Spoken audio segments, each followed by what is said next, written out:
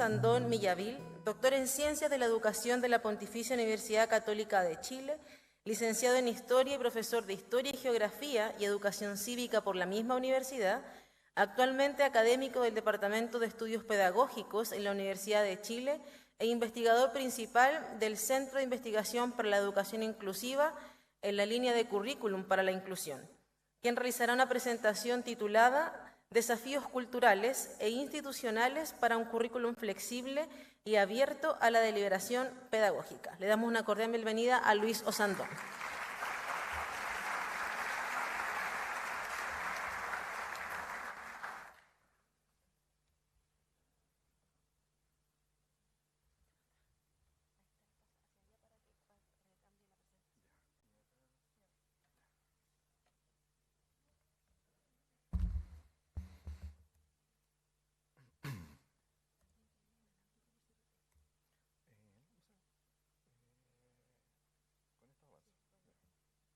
Para yo seguir acá.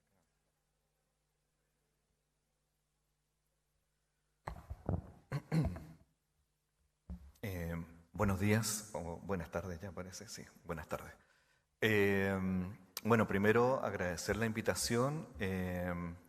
Me parece que este es una instancia, un evento muy relevante y de algún modo un hito dentro de lo que es la historia educacional de este país, porque congresos no se hacen muchos que involucren al sistema educativo en su conjunto. En los últimos años el Colegio de Profesores ha hecho algunos congresos específicamente también, pero el último convocado, digámoslo así, desde el Estado fue hace 50 años prácticamente, ya el año 71, que hubo un congreso de educación. Por lo tanto, me parece que vale la pena detenerse, ¿no? En el tráfago de la vida escolar, de la vida profesional, para pensar esto, ¿no? Para ver el modo en que podemos actualizar nuestra comprensión acerca del rol del sistema escolar,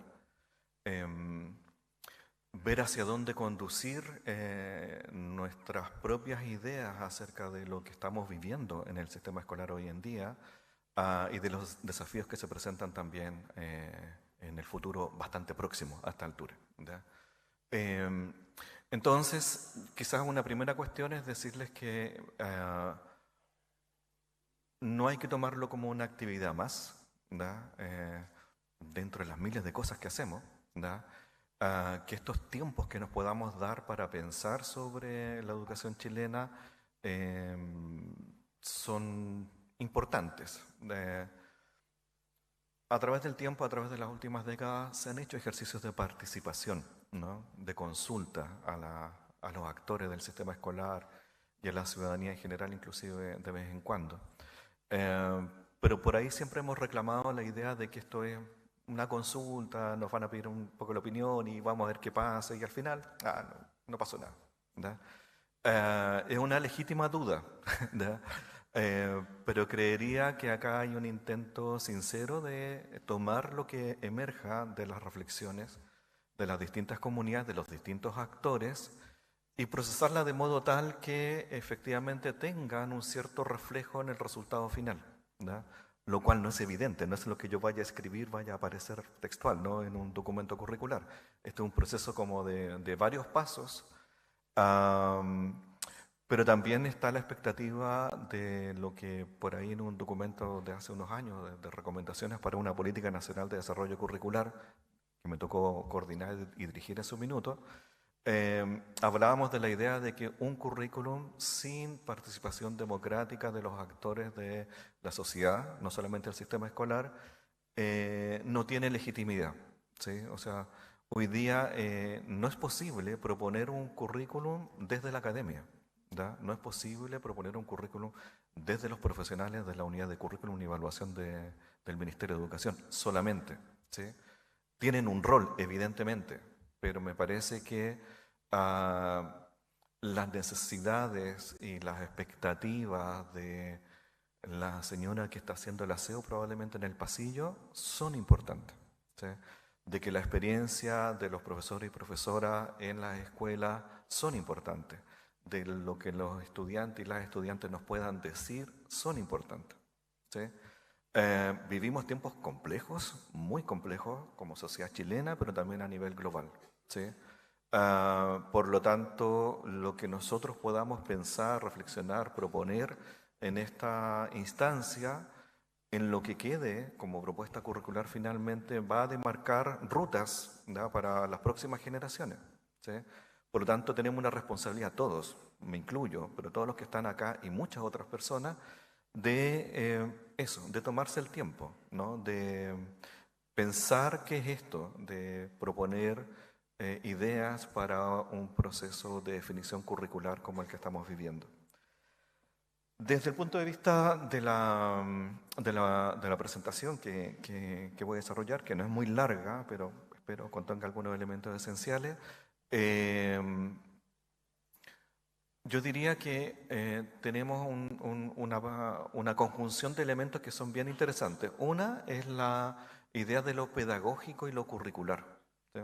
Podría ser un congreso pedagógico a secas o podría ser un congreso curricular a secas, pero es pedagógico y curricular. Y en eso me gustaría detenerme inicialmente, antes de entrar como en las temáticas propiamente tal, porque cuando decimos pedagógico a veces solemos entender muchas cosas, ¿da?, sobre la idea de lo pedagógico, ¿da?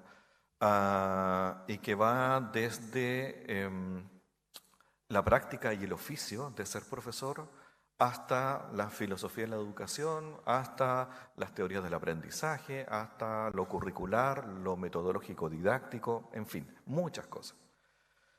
Yo haría un alcance, una nota al pie, que esto de lo pedagógico remite también a la idea de ser humano que queremos formar, ¿da?, a la representación que tenemos de los sujetos, de la condición del humano, como algo fundamental a tener en cuenta en la reflexión. ¿Sí? Hay una larga tradición en la pedagogía de esta noción, digamos, de un sujeto que tiene potencialidades y capacidades propias innatas y otra donde lo importante es formar esas capacidades, ¿da? Desde la carencia a la potencialidad, para decirlo en dos palabras muy simples. Bueno, yo creo que es bueno tener en cuenta en estas reflexiones pedagógico-curriculares cuál es nuestra representación de nuestros estudiantes, como bárbaros, ¿da?, como sujetos de derechos, como qué, ¿no? Hay una cosa que está siempre subyaciendo en estas conversaciones, porque si lo miramos desde la carencia y la barbarie, entramos de un cierto modo en las recomendaciones curriculares. ¿Sí? Así como también desde la pura bondad y la buena onda, también terminamos en otro conjunto de propuestas, ¿no? Entonces, creo que hay que hacer ese ejercicio, creo que hay que pensar esto como una gran oportunidad para definir cuál va a ser nuestra herencia también como generaciones, ¿no?, para las nuevas que vienen más adelante. Por lo tanto, es una gran responsabilidad. Ahora, con respecto al Congreso mismo, efectivamente, como ahí Viviana explicaba, esto se estructura en función de tres preguntas, ¿no? ¿Qué queremos aprender? ¿Sí? ¿Cómo queremos aprender? ¿Y cuándo y dónde aprender? ¿Sí? Lo digo rápidamente porque quiero volver a la primera, ¿no? A la primera. ¿Qué queremos aprender? La pregunta puede ser engañosa, ojo con eso, ¿da? Porque el qué queremos aprender puede llevarnos directamente a qué contenidos, ¿sí? Y por tanto queremos que aprendan de cocina, que aprendan de biología celular, que aprendan de cambio climático y que aprendan de, no sé, educación sexual, ¿sí? Pero esos son topos, ¿ya? Son elementos que uno puede disponer en una cierta progresión, en una cierta selección curricular, como le llamamos los especialistas en currículum, ¿no? Y eso puede no tardar tanto. Yo creo que hay que hacerse una pregunta adicional y es ¿para qué? ¿Sí? ¿Para qué queremos que aprendan eso? ¿Da? ¿Cuál es el propósito formativo? ¿Cuál es la finalidad en función de nuestra idea de condición humana que remite a ciertos bienes culturales que serían importantes tener en las próximas décadas? Lo que digamos hoy es válido para 20 años más, ¿da? 2025, y eso va a tener una trayectoria de al menos 10, 15 años. ¿Sí? O sea, no es para ahora, ¿verdad? Es para lo que viene. Por lo tanto, estamos haciendo un poquito un ejercicio de anticipación, de hipótesis, de pensar que a lo mejor podrían necesitar esto. ¿Sí? Pero insisto, me parece que no solamente hay que responder sobre qué deben saber, ¿verdad? Sino que qué pueden hacer con eso que van a saber en el mundo que les va a tocar vivir. ¿Sí? En lo personal, lo voy a recalcar probablemente en unos minutos más, en lo personal se me aparece la ética como un elemento fundamental, ¿verdad? O sea, la construcción de sí, ¿verdad? El lugar que ocupo en el mundo con otros. A mí me parece que tenemos un déficit gigantesco en aquello, ¿verdad? Más que en biología celular. ¿Sí? Disculpen los profes de ciencias naturales acá, ¿verdad? ¿No? O más que en la República Conservadora en el siglo XIX, para apelar a los historiadores, ¿no? ¿No? O más que el cubismo en artes visuales, digo, para ser más justo con todos. ¿Sí? Entonces, ¿a dónde vamos a colocar las apuestas? ¿No? ¿Dónde vamos a decir que es relevante colocar énfasis? ¿No? ¿Cómo se estructura eso? Efectivamente tiene una consecuencia pedagógica, ¿no? El cómo lo queremos aprender. ¿Sí? El cómo lo queremos aprender deviene de la claridad de propósitos y fines. ¿Sí? Deviene de una selección curricular donde el contenido se subordina a los propósitos formativos. ¿Sí? Estamos clarísimos, creo, a estas alturas de la vida, de que los contenidos que tenemos hoy día en el sistema escolar están replicados, por ser conservador, 20 veces en las redes digitales, ¿no?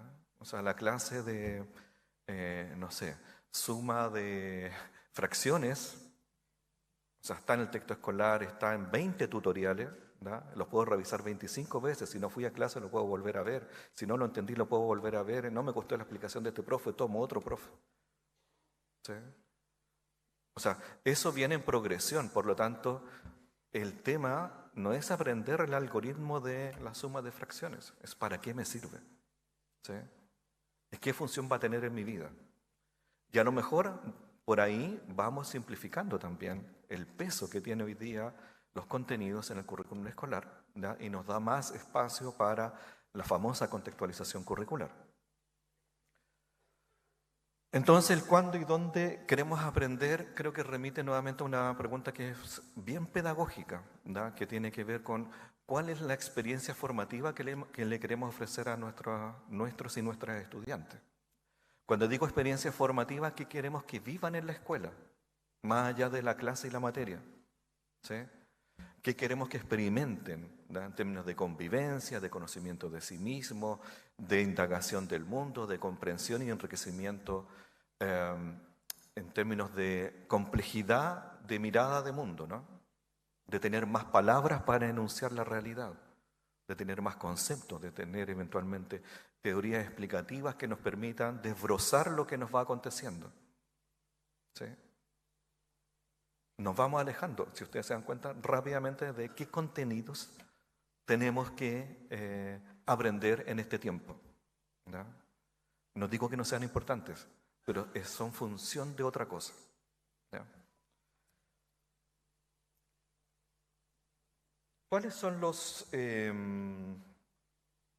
diagnósticos que hay, ¿no? Para decirlo no muy latamente, pero creo que hay que decirlo. Tenemos una idea de que el currículum escolar ha sido funcional al desarrollo del mercado educativo, ¿ya? Yo mismo lo he planteado en más de una oportunidad por acá, por allá, en distintos escritos, en fin, de que hay una sensación de que, claro, la idea de marcos curriculares nacionales finalmente es súper funcional a la idea de proyecto educativo individual de una institución escolar que tiene que competir por estudiantes en un mercado educativo, ¿no? Por tanto, la distinción propia viene dada por qué le ofrezco curricularmente, ¿no? O sea, segundo mejor puntaje CIMSE en la región, tercer mejor lugar en lenguaje en la comuna, cancha de no sé qué, gimnasio con no sé cuánto, en fin, ¿ya? Ofertas varias para atraer estudiantes, para decirlo elegantemente. Entonces, el currículum desde ese punto de vista, al flexibilizarse en un cierto momento, desde la década de los 90 para acá, ¿da? Cumple también esta función, ¿da? De permitir la descentralización teórica en su minuto, ¿da? Para que los proyectos educativos tengan cierta especificidad, algo que finalmente no ocurrió, ¿sí? Y que se impuso finalmente el programa de estudio Mineduc a todo evento. Dejamos de leer marco curricular, bases curriculares, eso está muy documentado en términos de investigación. O sea, los profes, disculpen, pero no leen las bases curriculares directamente, ¿ya? La gran herramienta fue el programa de estudio y el texto escolar, ¿sí? Por lo tanto, nos saltamos todos los propósitos y fines colocados en las bases. Y ahí hay un problema. En segundo lugar, la selección cultural del currículum escolar ha sido reducida a conocimientos de tópicos, conceptos disciplinarios para su uso instrumental y funcional, ¿ya? Y en esto las pruebas estandarizadas no nos han ayudado en nada, entonces nos concentramos en qué debe dominar específicamente sobre una materia, una asignatura, y no hemos jugado la vida, digamos, en eso, porque además nos jugamos la vida de la escuela, su sobrevivencia, su matrícula, en fin, ¿ya? Por lo tanto, ahí todavía tenemos un zapato chino del que no hemos podido salir porque la Ley General de Educación y la Ley de Aseguramiento de Calidad nos mete en ese cajón, ¿no? Donde tenemos poca flexibilidad para saber qué es lo que necesitan nuestros estudiantes. Por otra parte, el aprendizaje de contenidos ha tenido un protagonismo exacerbado en relación a la dimensión formativa de la experiencia escolar, ¿ya? Nos hemos ocupado tanto de mejorar puntajes que finalmente lo que necesitan las personas de carne y hueso, sus experiencias vitales, ¿no? En tránsito de la niñez a la adolescencia y al mundo adulto, digamos, quedan un poquito a la vera del camino, y cuando hemos querido ocuparnos nos dicen, oye, pero hay que subir los puntajes igual, ¿no? O cuando nos dicen, ya, bueno, ya, otros indicadores de calidad, ¿no? Ya, bueno, ya, ¿no? Porque un poco a eso, ¿no? Entonces hay desafíos ahí, bien importantes. Lo que ya dije, ¿no? La rendición de cuentas y la evaluación estandarizada con altas consecuencias reduce la experiencia escolar, ¿da? La achata, la encajona, la pone en un marco de actuación donde el que quiere preguntar algo distinto queda fuera, ¿da? Porque tengo que cubrir los objetivos de aprendizaje, porque la planificación me lo dice, porque el jefe UTP está encima mío, en fin, una práctica que nadie se explica por qué ocurre, pero lo de la cobertura curricular es como el primer mandamiento, ¿no? Del decálogo anual. Entonces, ¿cómo salimos de eso? Pues hay que pensarlo. Y por último, los diseños curriculares han oscilado sin consistencia entre fragmentación con alta prescripción y desempeños amplios y flexibles. Todos somos acá, buena parte me imagino, profes, el currículum de primero a sexto básico, hiperfragmentado, compuesto de un conjunto de objetivos que son muy operacionales, reducidos a elementos mínimos, en fin, con muchos objetivos, ¿no? Y un currículum de tercero y cuarto medio con pocos objetivos, amplios y algunos, para ir como con las críticas, de poco indicativo de contenidos. Y con el reclamo, hay que decirlo, de los profesores y profesoras diciendo, ¿y dónde están los contenidos? ¿No? Cuando en el otro lado reclamamos que tenemos muchos contenidos, ¿no? Séptimo, segundo medio, para decirlo más claramente. Entonces, tenemos un problema de diseño en términos de política curricular a nivel nacional en el tiempo donde hemos oscilado, ¿sí? Y no hemos logrado estabilizar una comprensión estable en el tiempo, con profundidad técnica, ¿da? Que permita que ese currículum efectivamente pueda y permita y habilite la deliberación curricular, ¿da? La deliberación profesional de los docentes con respecto a cómo implementar eso, ¿sí? Lamentablemente hemos pasado por mucho de esto, apelando siempre, en mi caso por lo menos, a la idea de que hay que hay que pensar cómo abrir el currículum, ¿no? Cómo tampoco hacerlo tan mínimo que no diga nada. ¿Sí? Hay un equilibrio que encontrar en esta etapa que vamos a tener que pensar bien, que buscar la solución para aquello, pero que dice relación con una arquitectura de elementos que tampoco sea infinito y con mucha especificación, pero tampoco que sea una sola cosa y el profesor tampoco sepa por dónde entrar, ¿no? ¿Cómo se podría representar un nuevo currículum? Lo primero, participativo y democrático en sus definiciones, que es un poco lo que estamos haciendo hoy día, me parece, ¿no? O sea, lo que estamos inaugurando hoy día tiene que ver con escuchar a la sociedad, luego a la academia. Yo soy de la academia, pero es luego a la academia, ¿no? Primero a la sociedad. Segundo, centrado en la contextualización, ya entendida como operación pedagógica que abre espacios a deseos, sistemas de conocimiento y cultura de los y los aprendices. ¿Sí? ¿Cómo le abrimos la puerta de la escuela, de la sala de clase a lo que trae el chiquillo o la chiquilla? De esto hemos hablado décadas. Si tampoco está nuevo lo que estoy diciendo. ¿Sí? Pero no terminamos de saber cómo abrir la sala de clases a lo que los chicas y chicas traen. ¿Sí? Porque, entre otras cosas, tendemos a mirar cuántas clases me quedan, cuántos contenidos tengo que pasar, ¿no? Cuánta materia, ¿no?, tengo que transferir todavía, ¿no? Más allá de algunos supuestos como que si primero no saben esto no pueden discutir de nada. En fin, hay una cantidad de dificultades en esto que estoy diciendo, pero que sí es cierto que tanto el profesorado gremialmente como distintas actorías y representaciones vienen reclamando hace mucho tiempo la idea de poder contextualizar, de darle sentido local a lo que estoy enseñando. ¿Sí? Flexible, ¿ya?, para ganar representatividad, expresividad y accesibilidad, ¿ya?, identidades y diversidades mediante, ¿ya? Esto es muy complicado porque se supone que estamos en un diseño de política educativa en lo curricular que tiende a la flexibilidad, pero que en el tiempo hemos vuelto una y otra vez a cerrarlo, vía programas de estudio, vía textos escolares, vía prueba estandarizada. ¿Sí? Entonces, ¿qué es eso de lo flexible, no? ¿Cómo imaginar algo donde las personas puedan transitar sin pensar que si se saltaron un paso ya no pueden seguir? ¿No? Nos pasó con la pandemia. ¿Sí?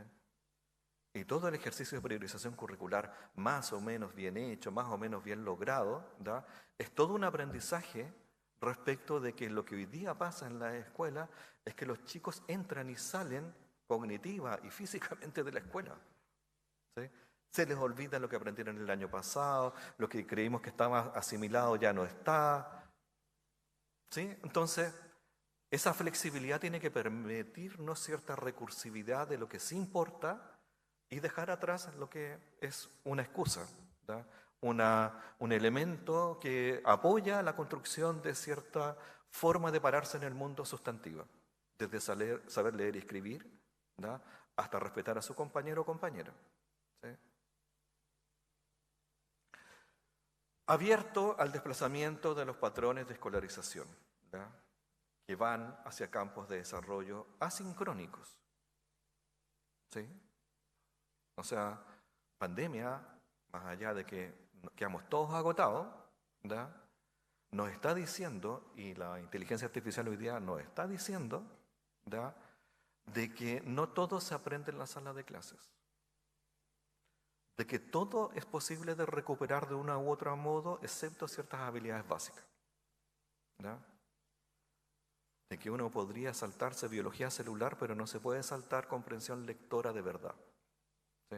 Cuando digo comprensión lectora, no la digo comprensión lectora dentro del lenguaje, digo comprensión lectora dentro de ciencias naturales, de artes visuales, de educación física.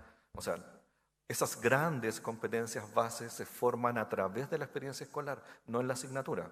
Paso el dato, digamos, me parece que hay un tema muy central, ¿no?, de que no es que el lenguaje tenga que enseñar a leer y escribir, es a través de la vida y a través de los saberes que se enseña a leer y escribir.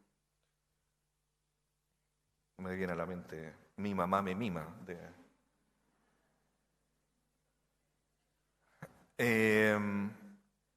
Territorios y comunidades, ¿ya? Estamos en una crisis de los estados nacionales y de los relatos nacionales, lo queramos asumir o no, de que todos estos arrebatos nacionalistas que vienen emergiendo en las sociedades contemporáneas no son otra cosa que la expresión de la crisis. ¿Sí? La UNESCO viene hablando de ciudadanía para el mundo global hace ya 8 o 10 años. ¿Sí? O sea, ¿cómo nos encontramos con otro que conecta muy fuertemente con lo último, ¿no? Abierto al flujo de culturas transnacionales. O sea, los profes de historia que están acá ya saben que cómo haces historia de Chile suponiendo que saben que es Bernardo Higgins, ¿verdad? O que son los pipiolos. ¿Sí? O sea, necesitamos mirar desde una cultura regional, al menos, América Latina. Pero esto está todo conectado. O sea, este es un planeta que ya es una aldea global, efectivamente. Entonces, eso que hablaba Viviana del mínimo común, ¿es un mínimo común nacional? ¿Verdad? ¿Ese es el propósito a comienzos del siglo XXI del currículum escolar? ¿Verdad? ¿Asentar la identidad nacional? Hay que reconocerla, evidentemente. Somos producto de una trayectoria, pero somos una trayectoria que está en proceso de mezcla y fusión permanente hoy día más que nunca. ¿Verdad? O sea, y no digo la migración venezolana, digo el K-pop. ¿Verdad? Chicos que a los 8 años hablan en mexicano y en argentino. Lo han escuchado, ¿no? ¿Verdad? O sea, ¿se entiende, no? O sea, estamos en un escenario de rápida mutación donde es difícil leer los mensajes, difícil leer y codificar, que es el gran ejercicio del currículum, ¿no? Que es codificar, congelar, datar en un documento. Algo que está fluyendo en direcciones un poquito impensadas. ¿Sí? ¿Cómo nos debatimos entre el Ñuble profundo, ¿verdad?, y el Tren de Aragua y el narcotráfico? ¿Se dan cuenta? O sea, son tensiones gigantescas para una sociedad. Son elementos que tenemos que pensar, procesar, darnos el tiempo, como decía al inicio, ¿verdad?, para decantar, porque hacer un ejercicio de reflexión curricular implica, en lo fundamental, ser capaz de identificar aquello que es fundamental dentro de miles de posibilidades. Por eso hablamos de selección curricular. ¿Sí? Es una selección, nos quedamos con esto y dejamos fuera un montón de cosas. Entonces las posibilidades de errar son altísimas, honestamente. Pero en la medida que esto se hace más participativo y democrático, creo que reducimos la posibilidad de error. ¿Verdad? ¿Qué es lo que compartimos como expectativa, como dolor, como esperanza? Y a partir de eso pensamos qué contenidos, qué temas, qué asignaturas. ¿Verdad? Yo hace rato que le vengo dando vueltas al tema de ¿dónde está el cuerpo en el currículum? Aparte de educación física. ¿Verdad? El cuerpo, la palabra cuerpo tiene miles de resonancias. ¿Sí? O sea, nuestra obsesión de los últimos 30 años, yo diría, ha sido la cognición, ha sido la neurona, exagerando el punto. ¿Verdad? ¿Cómo funciona el cerebro? ¿Verdad? ¿Y qué pasa con el alma? ¿Qué pasa con lo sensible? ¿Qué pasa con la capacidad de conmoverse frente al mundo? Yo creo que son cuestiones que hay que pensarlas, hay que darle una vuelta. Para ir terminando ya, porque creo que me estoy alargando mucho.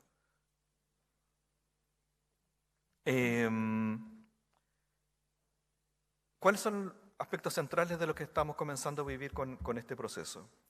Definición de propósitos, principios y contenido. ¿Ya? Pensar el proceso de despliegue curricular, ¿ya?, en el sentido de, bueno, esto que vamos a definir, ¿cómo se implementa? ¿No? ¿Qué espacios tengo? ¿Hay deliberación pedagógica o no hay deliberación pedagógica? ¿Hay currículum local o no hay currículum local? ¿Solamente uno nacional? ¿Hay posibilidades de construir y complementar lo nacional de alguna forma? Son todas preguntas que están abiertas hoy en día. Y hay un modo de construcción, ¿no? Que ahí a la UCE y a la Viviana le cabe inventar esa alquimia, ¿no? Que es, bueno, cómo presentarlo para que sea comprensible para el profesorado, para la escuela, para los estudiantes, y entendamos dónde está lo central de eso que se nos propone, ¿ya?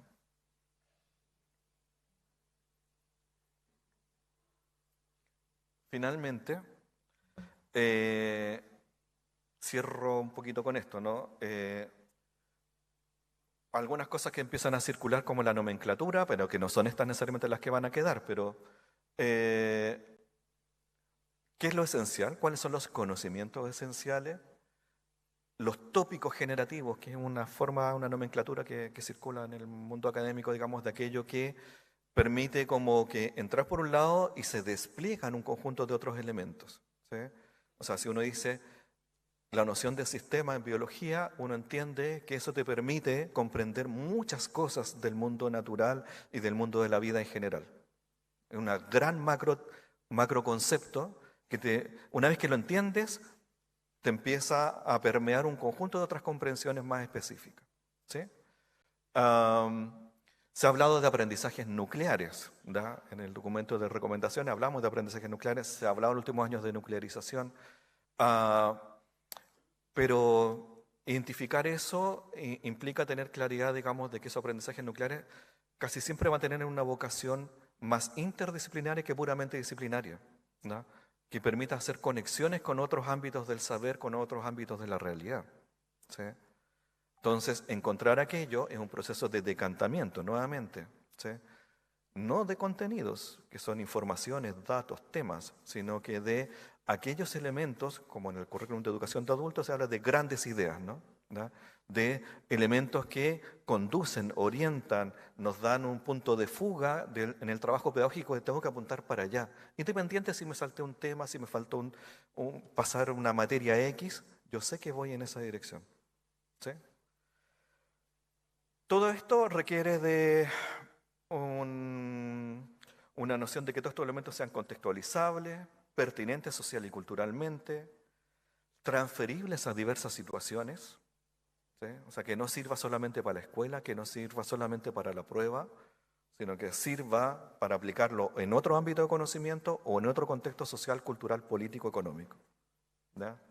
Interdisciplinar, socialmente relevante, y eso creo que nos jugamos una cosa muy importante en aquello, que es lo socialmente relevante hoy día para los estudiantes y los desafíos que tienen generacionalmente, formadores de opinión, ¿sí? Yo creo que ahí hay una cuestión que no tenemos que olvidar. Esto es para que o sea, educarse significa tomar posición frente al mundo, ¿sí? Y tenemos que ayudar a nuestros y nuestras estudiantes a tomar posición frente al mundo, ¿no? Y por último, controversial, ¿sí? Ojalá instalemos en un lugar u otro de las distintas asignaturas, de los distintos niveles, la idea de que no todo es blanco y negro, ¿no? De que hay puntos de vista, de que hay argumentos más fiables o válidos que otros, que yo puedo tener un conjunto de argumentos donde algunos de los míos en realidad son débiles, ¿sí? Y donde estemos obligados a discernir, ¿da? Obligados a conocernos internamente acerca de qué pensamos de las ideas de justicia en el mundo, por ejemplo, ¿da? ¿Cuál es mi noción de justicia? ¿Da? Porque para unos justicia es que no me cobren impuestos, para otros es que los impuestos sirvan para efectivamente ayudar a los más pobres. Pero no te tiene una respuesta, ¿sí? Tenemos que ayudar a las próximas generaciones a hacer ese ejercicio, ¿sí? Cierro simplemente, y esta es la parte avisos comerciales. Hay 3 textos que yo estaba, en realidad estaban los 3 metidos, pero no quiero que se entienda como un aviso personal.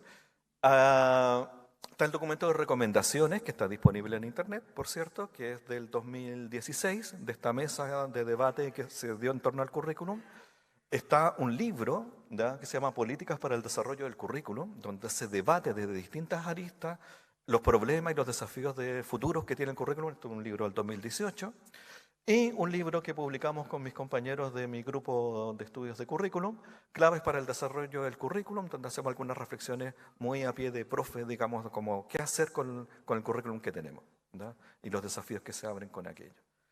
O sea, me parece que también, dado que estamos entre profesionales de la educación, entre pedagogos y pedagogas, me parece que también hay que consultar otras cosas, ¿no?, para poder enriquecer la comprensión de todo este debate que se nos abre y que creo que debe tomarse con mucha seriedad, hacernos los tiempos para, de verdad, un poquito en silencio, quizás personal, para empezar a decir, a ver, ¿de qué trata esto?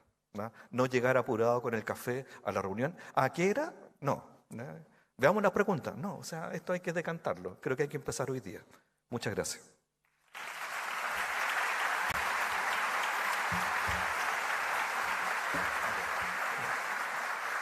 No me queda nada.